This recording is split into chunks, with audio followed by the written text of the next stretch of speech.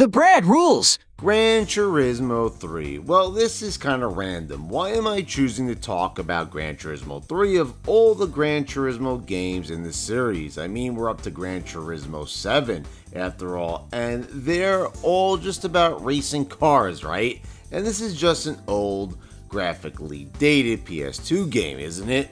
Well, be that as it may, Gran Turismo 3 is a game that has a chill tone to it and an undoubtable slick vibe that really warms my heart and relaxes me. And even with all the revving of engines and intense racing action, the game still manages to appeal to me with a very calm and satisfying atmosphere. Playing the simulation mode is the key to enjoying this title, and it's where the meat of the game lies, as you're tasked with buying cars, fine-tuning them, and racing them in a pretty repetitive but addicting cycle. And what really helps with the addicting factor is seeing these cars souped up and overcoming challenges you couldn't previously. Opponents you couldn't pass before are now suddenly eating your dust after purchasing crucial upgrades for your vehicle, and it's so satisfying. Starting this game is very grind heavy, as you'll find it's very difficult to win races, which you need to do to get enough money to purchase parts to improve your vehicle's performance and buy new vehicles. But you will find the easiest way is to keep playing the very first track, Super Speedway, with 3 laps of pure generic racetrack that will bore you to tears. And the mere $1,000 for getting first place is painfully low, and barely enough to buy anything truly useful. Little by little, you can start winning the other races and participating in other race categories, and you'll be at it for a while. But when you finally get those parts and the car you've been pining for, it is the very epitome of satisfaction. The menus and music are so full of life, vibes, and character. Even though you're never actually seeing the physical car parts you're buying, only illustrations of them, you get such a sense of accomplishment having the necessary funds to buy what you want. The music is such a chill groove as well, greatly accompanying the experience. You're really just making menu selections, but the act of doing it just feels so fulfilling and uplifting. To be honest, you don't even get this sense of gratification from actual gameplay in most games. Let's have a little listen to it.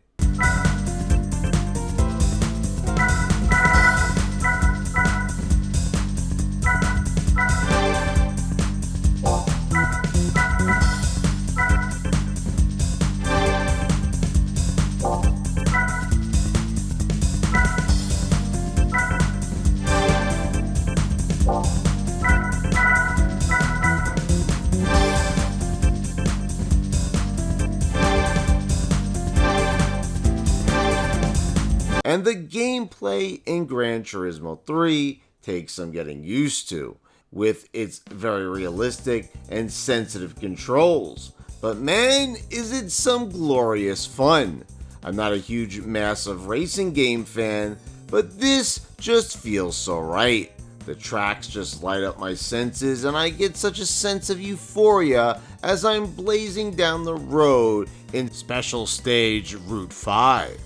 With that fantastic ambiance and atmosphere that the nighttime setting provides. I don't know what it is, but nighttime stages in video games always speak to me in just the right way. And driving at night just puts me in a whole different mood than during the day. It just adds to the experience in an almost indescribable way. But that doesn't discount the stages that take place during the day, as Deep Forest Raceway looks so good as the sunlight beams make their way through the treetops, creating a really sensational aesthetic. And the one thing I love is that this game is definitely a first-person perspective game. You can race with the third-person perspective, but it is far from ideal and almost impossible to properly control. So the game really pulls you in and makes you feel a part of the proceedings, unlike many games. I love that.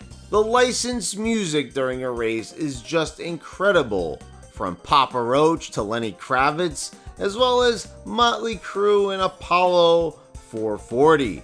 Daiki Kasho also contributes some phenomenal pieces and would continue to do so all the way up until Gran Turismo 6.